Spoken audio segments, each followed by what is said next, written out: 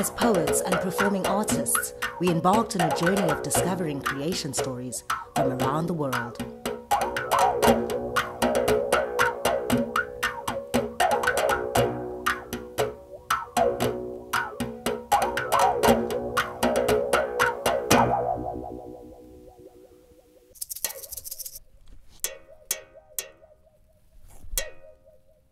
I think if we compare the stories in Daba, My Children, with the Norse mythology by Neil Gaiman, there's a similarity in that everything that we know as creation springs out of nothing.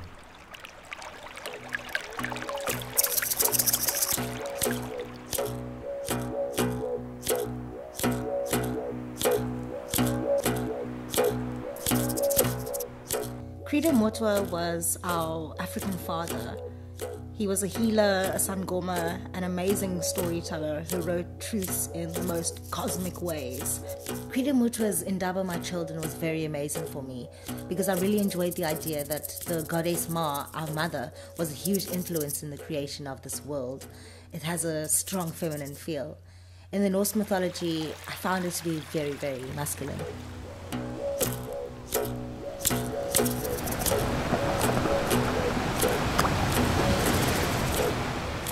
Odin, he's the most well-known god in Norse mythology. He is the all-knowing god. He's the one that sacrifices his left eye, for all the wisdom. If we take the message from that, it's also we are required to do a sacrifice, which is, in my interpretation, would be to sacrifice how much we are comfortable with. And I think perhaps the sacrifice that is required from us is to be comfortable with less material possessions and to see the earth as less of a resource. And we can really start to see it as the Garden of Eden, or the paradise that we have been promised.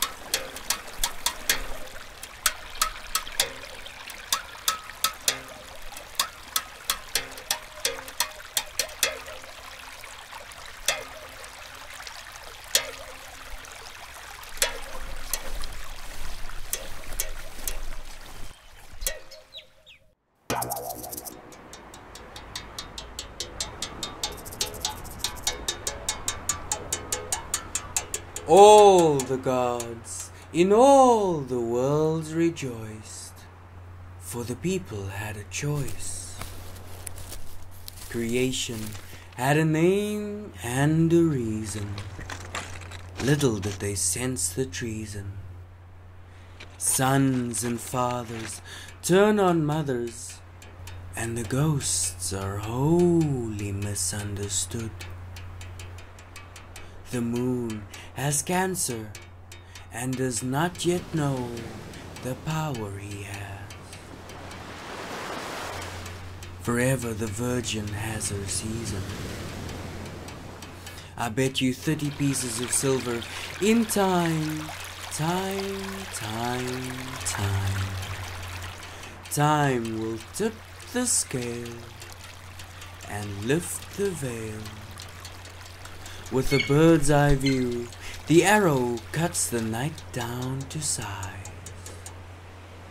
Arise, Arise, arise, arise again. This time, time. Heed the call and know the reason.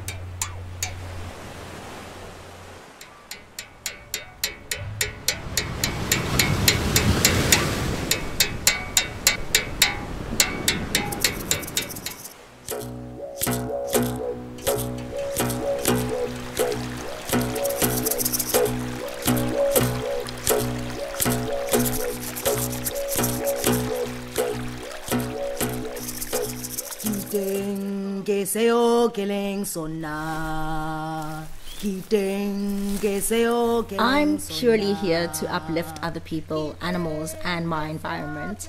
I'm a storyteller at heart, and I want people to learn with me and go on this journey to better themselves and the world we live in.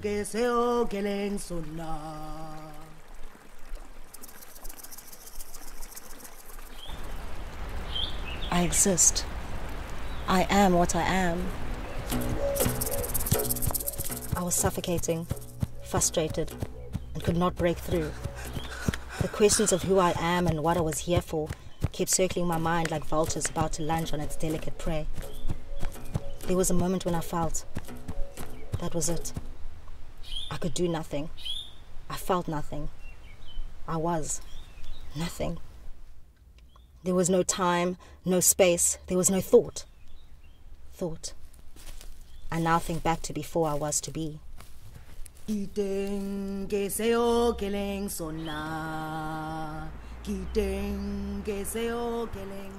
My mother, me, the goddess in my eyes.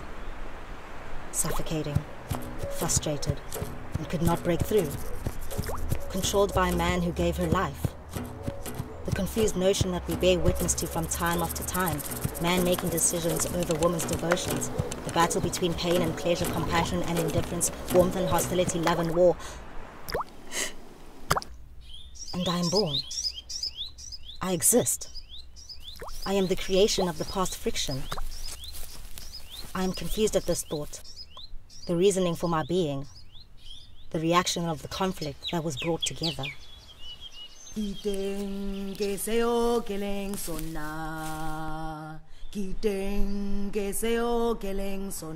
am I? Kimangna. I am what I am. I exist. I look into myself and I am honest.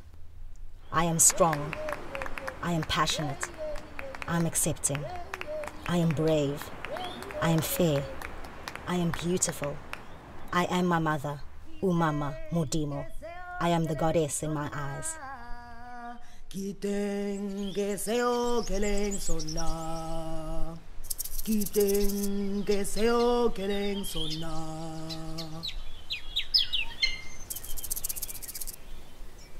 These two stories, Norse mythology and Indaba, My Children, and especially if you look around the world, there's a whole lot of cultures and tradition that believe in the tree of life. If you look at the root system of a tree, it looks very similar to the human nervous system. And I think it goes even further in that trees supply us with the oxygen that we need. That we owe our lives to trees. It's very important to get back to the biocentric way of being, where we have a sort of reverence and a respect for all of nature, because essentially by destroying nature, we are in essence only really destroying ourselves.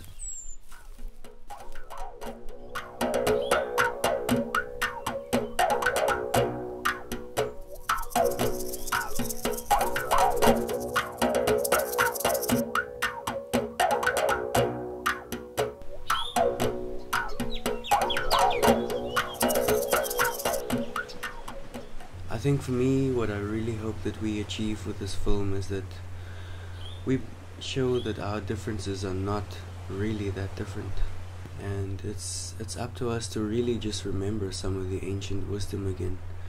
I think there's a lot of work to be done in getting back into harmony and getting back into balance with nature, and understanding that The earth is a living, breathing organism, much like we are.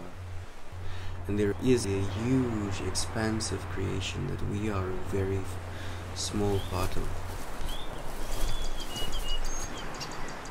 What intrigues me about these mythologies or folk tales is that they show us that there's a need for us humans to get closer to nature.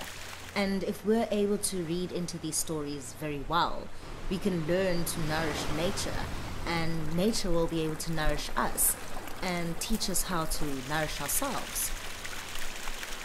So many of us, maybe myself even included, have forgotten the importance of planting a seed or a tree to which we'll never actually see the fruit or sit under the shade of that tree.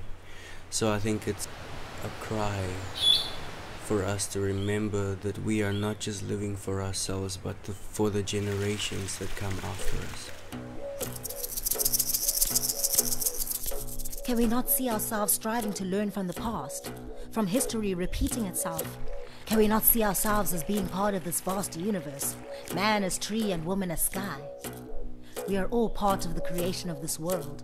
We are all life, and life is nature.